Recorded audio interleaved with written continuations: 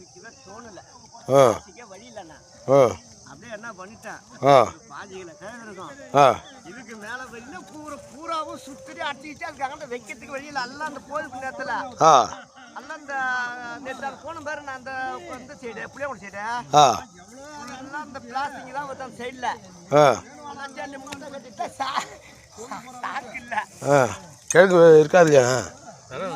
ஆ எதுல ஆ இங்கே ஆ ஆ 5 கிலோ எடுத்துகிட்டு வருவீங்க நீங்கள் கூட. புட்டு எடுத்து பாரு என்ன பண்ணுவோம், ஒரே பிளாஸ்டிக். நல்லா எடு நல்லா எடு. ஜனாதிபதி எடுத்து யூடியூப்ல போட்டு விடு.